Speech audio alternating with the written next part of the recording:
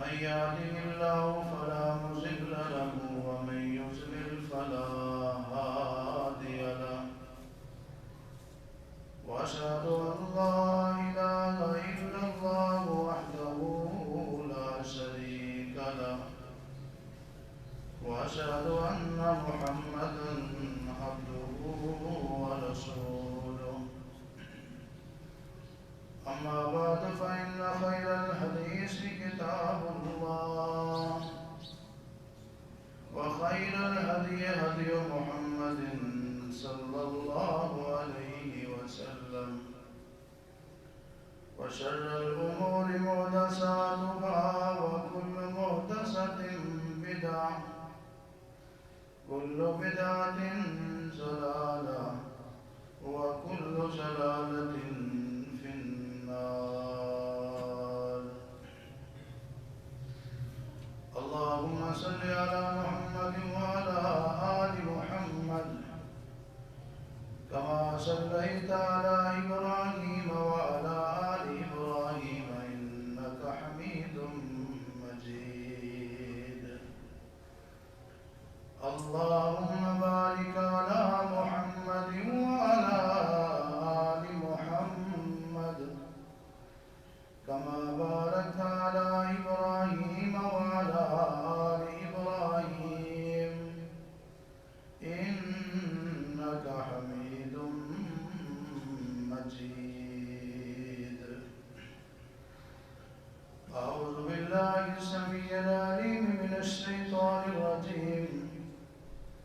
بسم الله الرحمن الرحيم.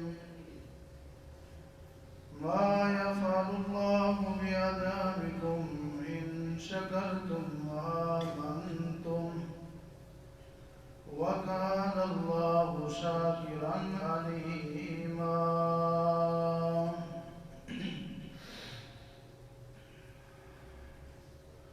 وقال الله تبارك وتعالى في مقام آخر وإن تشكروا يرضه لكم. ہر قسم کے حمد و ثنا اللہ ملک الکلام ذو الجلال والاکرام خالق کل کائنات مالک ارض و سماوات حاجت روا مشکل کشا غوث اعظم داتا دستگیر الانہار پروردگار اللہ حاکم الحاکمین رب العالمین وحدہ لا شریک کی ذات اکرامی کے لیے خاص ان گنت لا تعداد بے شمار بے انتہا درود و سلام امام کائنات سرور کائنات رحمت کائنات امام الانبیاء سید الانبیاء خاتم الانبیاء امام اعظم جناب محمد رسول اللہ صلی اللہ علیہ وسلم کی ذات گرامی پر اللہ تعالیٰ کرام کے ناظر ہوں، صحابہ کرام، اہل بیت اعظام، تابعین، تبع تابعین، محدثین، مفسرین، اولیاء کرام، بزرگان دین پر کہ جن کی محنتوں اور کوششوں سے اللہ کا دین ہم تک پہنچا، اللہ تعالیٰ ان سب پہ راضی ہو. واجب الاحترام معزز سامعین کرام،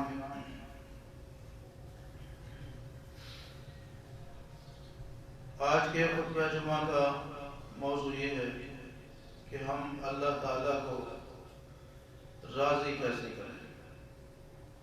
دعا ہے کہ اللہ تعالیٰ مجھے حق اور سچ بیان کرنے کی توفیق عطا فرمائے، سننے اور سنانے کے بعد اللہ تعالیٰ ہم سب کو عمل کرنے کی بھی توفیق دے. آج ہم جن مسائل، مصائب، آزمائشوں، فتنوں اور پریشانیوں میں پھنس چکے ہیں،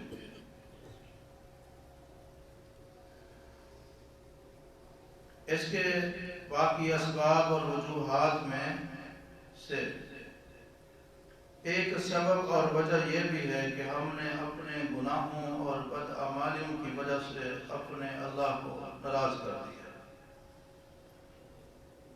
اور اللہ تعالیٰ نے ہمیں بے وفائی کا احساس دلانے کے لیے آزمائش میں مبتلا کر دیا ہے تاکہ ہم خواب غفلت سے جاگ کر یہ جان سکیں کہ ہمارے عملی کوتاہیوں کو کس درجے پر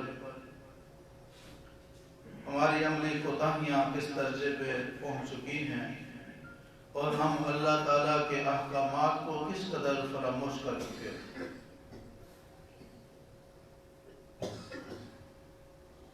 فائدہ تب ہے کہ ہم اس آزمائش سے سبق حاصل کریں اور اپنے گناہوں کو یاد کر کے توبہ کریں، ان پہ آنسو بہائیں، اپنے پیارے رب کے سامنے سچے دل سے توبہ کریں، استغفار کریں، معافی مانگیں اور اپنے روٹھے ہوئے رب کو راضی کریں۔ پچھلے جمعہ کے خطبہ میں مسجد نبی کے امام نے خطبے میں ویسے تو بہت پیاری باتیں کی، ایک جملہ ان کے خطبے کا انہوں نے فرمایا کہ یہ نہ سمجھو کہ دشمن ہمارے اوپر غالب آ چکا ہے، بلکہ اصل بات یہ ہے کہ ہمارا محافظ ہم سے روٹھ گیا ہے۔ اپنے محافظ کو راضی کر لو، تمہارا دشمن تمہارے اوپر غالب نہیں آ سکے گا۔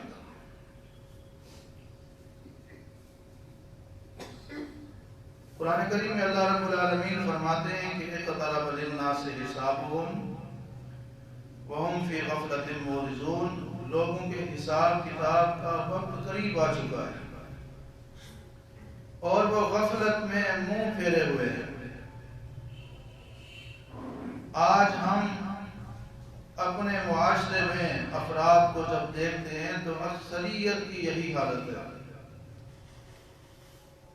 تو ان کے عمل سے، کردار سے، گفتار سے، میل جول سے، معاملات سے، زندگی گزارنے کے اسٹائل اور انداز سے ایسے لگتا ہے کہ انہوں نے مرنا ہی نہیں ہے، قبر میں جانا ہی نہیں ہے، کوئی حساب ہی نہیں لینا۔ اور اسی غفلت کی وجہ سے وہ نمازوں کو چھوڑ رہے ہیں، قرآن کریم سے دور پھر رہے ہیں، حقوق اللہ، حقوق العباد کی ادائیگی میں کوتاہی اور سستی کرتے ہیں، بے حیائی کے کاموں میں بڑھ چڑھ کے حصہ لیتے ہیں، گناہوں کے کاموں کو شوق سے کرتے ہیں۔ یہ اسی غفلت کا نتیجہ ہے۔ اللہ تبارک و تعالیٰ اس طرح آزمائشیں دے کر اپنے بندوں کو جھنجھوڑتا ہے کہ تم کیا کر رہے ہو، کہاں جانا تھا کہاں جا رہے ہو، کدھر جانا تھا کدھر جا رہے ہو، کس مقصد کے لیے آئے تھے کیا کر رہے ہو۔ وَلَنُذِيقَنَّهُم مِّنَ الْعَذَابِ الْأَدْنَىٰ دُونَ الْعَذَابِ الْأَكْبَرِ لَعَلَّهُمْ يَرْجِعُونَ، بڑے عذاب سے پہلے اللہ تعالیٰ چھوٹے عذاب دے کر بندوں کی توجہ دلانا چاہتا ہے، لَعَلَّهُمْ يَرْجِعُونَ، تاکہ وہ لوٹ آئے، واپس آ جائیں اور بڑے عذاب سے بچ جائیں۔ قرآن کریم میں اللہ تعالیٰ کیا ارشاد فرماتے ہیں؟ اللہ تعالیٰ کو بالکل ضرورت نہیں ہے کہ اپنے بندوں کو آزمائشوں میں مبتلا کرے، مصیبتوں میں ڈالے، پریشانیوں میں ڈالے، ان کے اوپر عذاب نازل فرمائے۔ وَمَا كَانَ اللَّهُ لِيَظْلِمَهُمْ وَلَٰكِنْ كَانُوا أَنفُسَهُمْ يَظْلِمُونَ، آج سے پہلے بھی جتنی قومیں اللہ کی ناراضگی کا شکار ہوئی، اللہ کے عذابوں کا شکار ہوئی، جن کے اوپر مصائب آئے، آزمائشیں آئیں، اللہ نے ان کے اوپر ظلم نہیں کیا، وہ خود اپنی جانوں پہ ظلم کرنے والے تھے۔ اللہ نے ہر قوم کو بار بار موقع دیا، بار بار موقع دیا، درگزر کیا، معاف کیا، آسانی کی، توبہ قبول کی، لیکن جب عوام بے حس ہو جائے اور گناہ کرنے میں ڈھیٹ ہو جائے، احساس گناہ ختم ہو جائے، قوم بغاوت پہ تل آئے، سرکشی عام ہو جائے، اللہ کی شریعت کا مذاق اڑانا عام ہو جائے، اللہ کے دین کے دشمنوں کو عزت دی جائے، دین والوں کو ذلیل کیا جائے، پھر اللہ کے عذاب تو آتے ہیں۔ جب کمزوروں کی ہیلپ نہ کی جائے، مظلوموں کی مدد نہ کی جائے اور حق کا ساتھ نہ دیا جائے، پھر اللہ کی طرف سے عذاب آتے ہیں۔ چنانچہ قرآن کریم میں رب العالمین فرماتے ہیں، فرمایا ما یفعل اللہ بعذابکم ان شکرتم وآمنتم، اے میرے بندو اگر تم میری ماننے والے بن جاؤ، میرے شکر گزار بن جاؤ، اللہ تمہیں عذاب دے کر کیا کرے گا؟ کتنا پیارا جملہ ہے، اس جملے میں کتنی محبت بھری ہوئی ہے کہ اللہ کو قطعاً ضرورت نہیں ہے تمہیں عذاب دینے کی۔ ما یفعل اللہ بعذابکم ان شکرتم وآمنتم، اے میرے بندو اگر تم میرے اوپر ایمان لے آؤ، میری ماننے والے بن جاؤ، میرے شکر گزار بن جاؤ، ما یفعل اللہ بعذابکم، اللہ تمہیں عذاب دے کر کیا کرے گا؟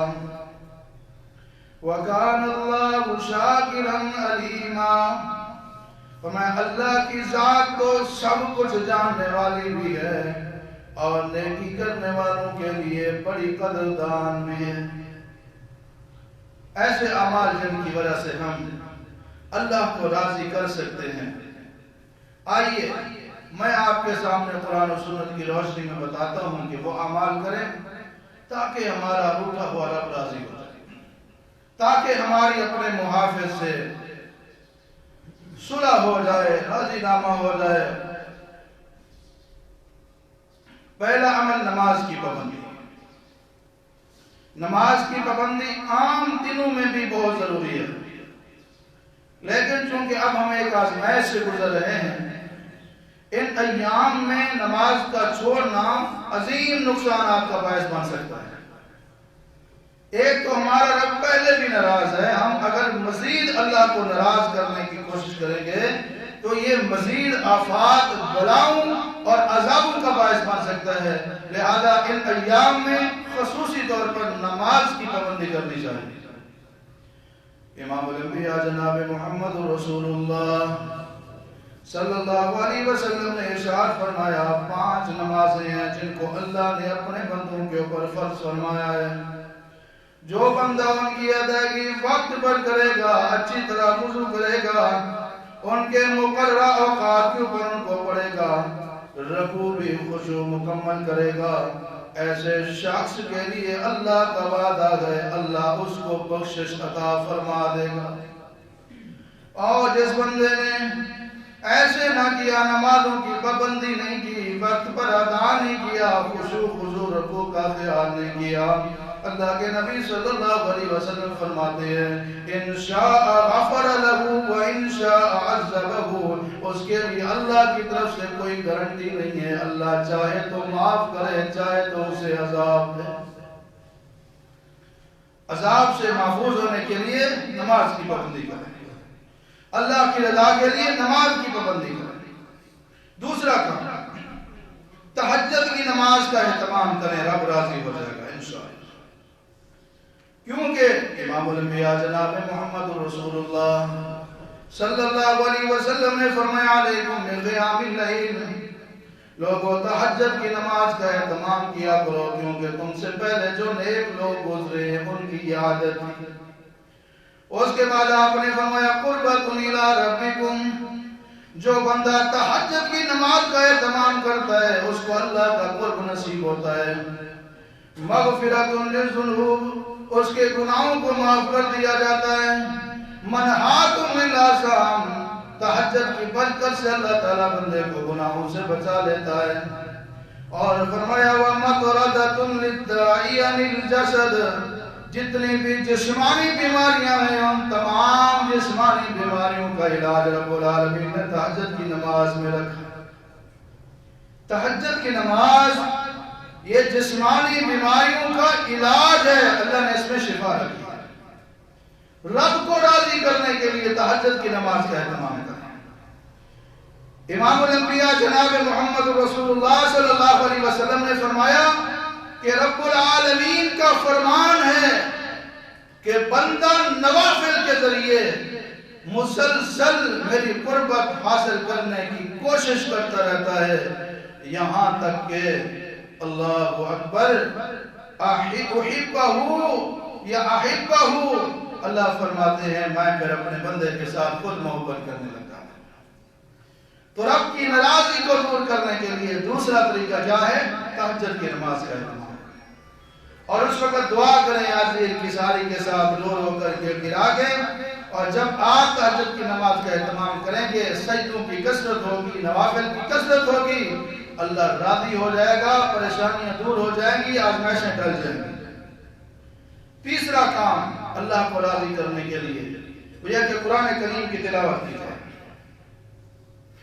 قرآن کریم میں رب العالمین فرماتے ہیں وَنُنَزِّلُ مِنَ الْقُرْآنِ مَا هُوَ شِفَاءٌ وَرَحْمَةٌ لِّلْمُؤْمِنِينَ. اللہ رب العالمین نے جو قرآن کریم نازل فرمایا ہے یہ ایمان والوں کے لیے رحمت بھی ہے اور اللہ نے اس کو شفا بھی بنا دیا ہے. جب قرآن پڑھیں گے اللہ کی رحمت ہوگی, اللہ راضی ہوگا, اور قرآن کی برکت سے اس کی شفا کی وجہ سے اللہ تعالی ہمیں ان وبائی امراض سے اور باقی بیماریوں سے بھی بچا دے گا. چوتھا کام رب کو راضی کرنے کے لیے جو کرنا ہے وہ کثرت کے ساتھ اللہ کا ذکر کرنا ہے. سبحان اللہ, الحمدللہ, لا الہ الا اللہ, اللہ اکبر. صبح شام کے مسنون اذکار فرصت میں اپنی زبان کو اللہ کے ذکر سے, اللہ کی یاد سے, اللہ کی تعریف سے, اللہ کی بڑائی سے تر رکھنا یہ عظیم الشان عمل ہے. امام الانبیاء جناب محمد رسول اللہ صلی اللہ علیہ وسلم نے ارشاد فرمایا آدمی ذکر الہی سے بڑھ کر کبھی کوئی ایسا عمل نہیں کرتا جو اسے اللہ کے عذاب سے نجات دلانے والا ہو. جب ہم اللہ کا ذکر کریں گے رب راضی ہو جائے گا اور اس عذاب کو ہم سے دور کر دے گا, اس آزمائش کو ہم سے ہٹا دے گا. اور پانچواں کام کثرت کے ساتھ رسول اللہ صلی اللہ علیہ وسلم پہ درود بھیجنا ہے.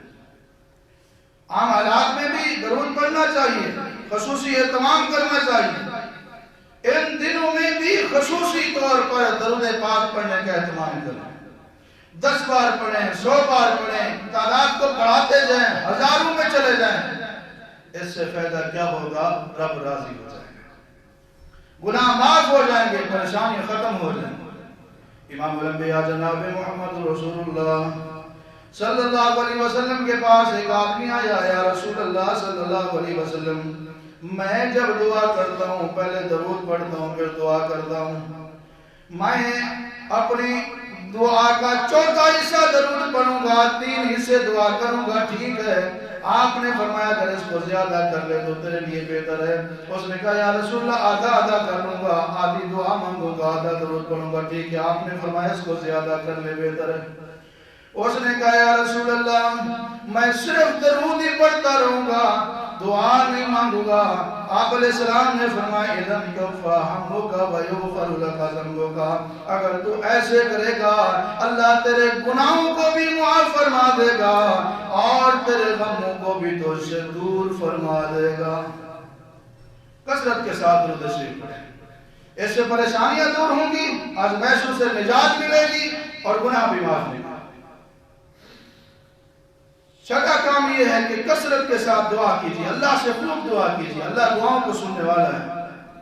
امام الانبیاء جناب محمد رسول اللہ صلی اللہ علیہ وسلم نے ارشاد فرمایا جس بندے کے لیے دعا کا دروازہ کھل جائے اس کے لیے رحمت کے دروازے کھول دیے جاتے ہیں, اور اللہ تعالیٰ سے جو کچھ بھی مانگا جائے سب سے زیادہ اللہ تعالیٰ کو محبوب یہ ہے کہ رب العالمین سے عافیت کا سوال کیا جائے, یعنی ہر بیماری مصیبت آزمائش سے حفاظت کی دعا.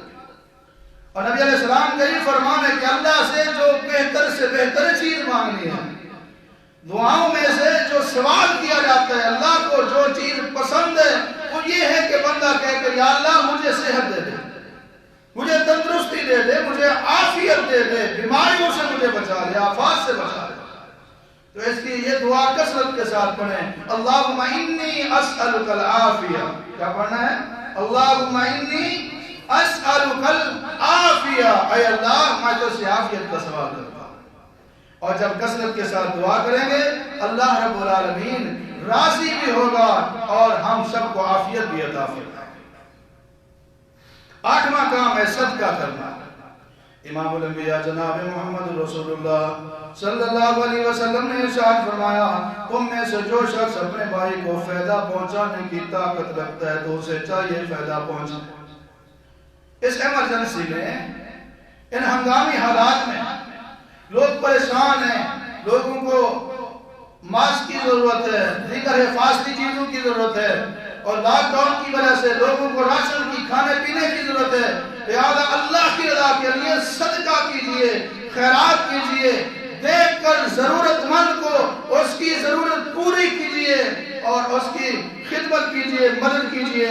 اس کا فائدہ یہ ہوگا کہ نبی علیہ السلام نے فرمایا کہ داؤ مرضاکم بالصدقہ، لوگوں اپنی بیماریوں کا علاج صدقے کے ساتھ کرو۔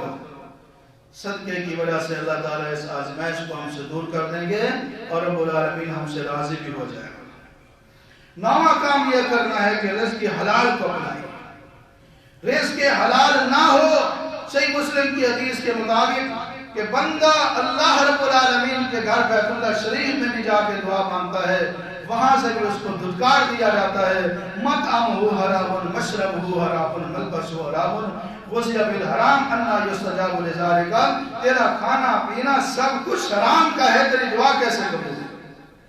10واں کام، یہ جو ریٹ بڑھا دیے جاتے ہیں، لوگوں کی مجبوری سے فائدہ اٹھایا جاتا ہے، اس سے اجتناب کرنا ہے۔ نبی علیہ السلام کا فرمان ہے کہ یسروا ولا تعسروا، لوگوں کے لیے آسانی پیدا کرو، مشکلات پیدا نہ کرو۔ اور 11واں کام، یہ صحت اور فراغت کے جو دن ہیں ان کی قدر کیجیے۔ آپ علیہ السلام نے فرمایا نعمتان مغبون فیما کثیر من الناس، آپ علیہ السلام فرماتے ہیں کہ 2 نعمتیں ایسے ہیں کہ لوگوں کی اکثریت ان میں غفلت برت رہی ہے۔ ایک صحت، دوسری فرصت۔ صحت کے دنوں میں اللہ کی رضا والے کام کیجیے، فرصت ہے رب کو راضی کرنے کی کوشش کیجیے، روٹے رب کو بنا لیجیے، تمام معاملات درست ہو جائیں گے۔ اللہ تعالیٰ ہم سب کو توفیق عطا فرمائے۔ اور آخر میں آپ ساتھیوں سے گزارش وہ یہ ہے کہ احتیاطی تدابیر اختیار کیجیے۔ ہمارے دین میں احتیاط ہے، قرآن و سنت میں احتیاط ہے۔ اس طرح کے وبائی امراض میں اور ہنگامی حالات میں ہمارا دین ہمیں احتیاط کی تعلیم دیتا ہے۔ بعض لوگ کہتے ہیں توکل کے خلاف ہے، اللہ کے اوپر یقین ہونا چاہیے، بھروسہ ہونا چاہیے، وہ بہت ساری باتیں کرتے ہیں، لیکن اتنا وقت نہیں ہے تفصیل کے ساتھ میں آپ کو بتاؤں۔ بڑے بڑے علماء، محققین علماء کرام کی تقاریر، تحریر اور کتب کی روشنی میں، فتاوی جات کی روشنی میں چند باتیں آپ غور کے ساتھ سن لیں۔ پہلی بات یہ ہے کہ احتیاط جو حکومت کی طرف سے جاری کی گئی ہیں ان کو من و ان تسلیم کرنا ہے، یہ ہمارے دین کے مطابق۔ دوسری چیز کہ اگر ان کچھ حالات میں، ان ایام میں آپ ایک دوسرے سے ہاتھ ملانے سے، پاؤں ملانے سے اجتناب کر لیں گے تو یہ بالکل جائز ہے۔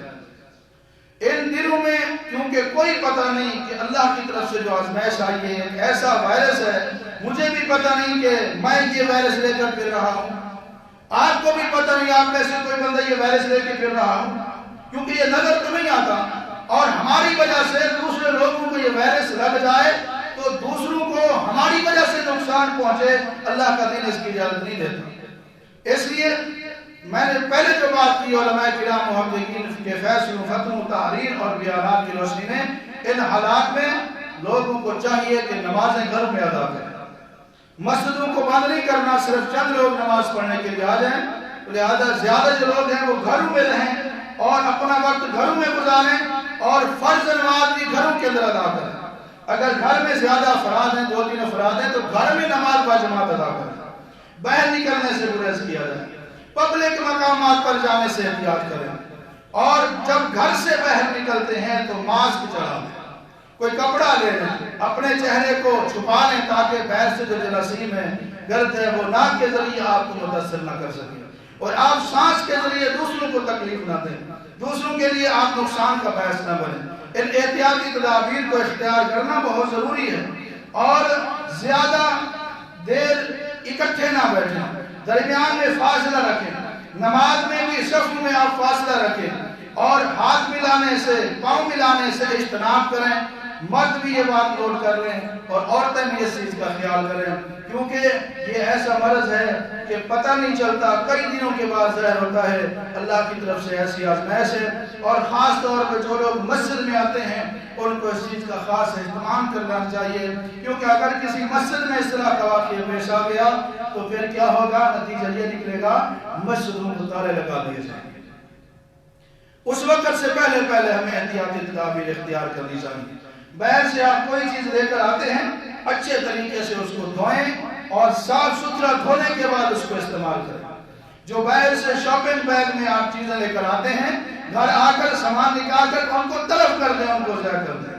ان احتیاطی تدابیر میں ہمارا بھی فائدہ ہے، مسلمانوں کا بھی فائدہ ہے، عوام الناس کا بھی فائدہ ہے۔ اس کو اختیار کرنے میں کسی قسم کی کوئی رکاوٹ نہیں ہے۔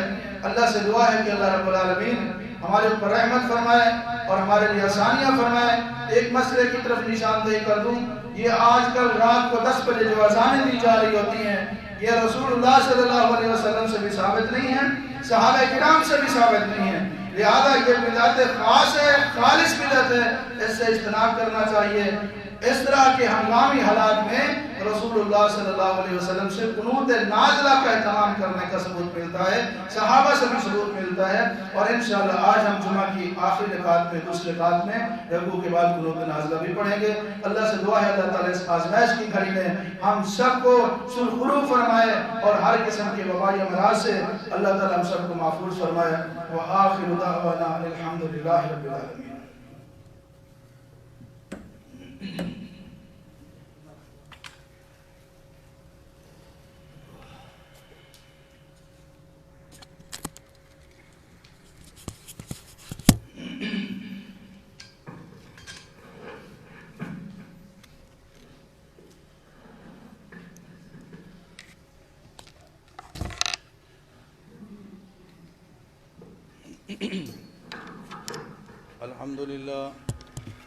الحمد لله نحمده ونستعينه ونستغفره ونعوذ بالله من شرور انفسنا ومن سيئات اعمالنا، من يهده الله فلا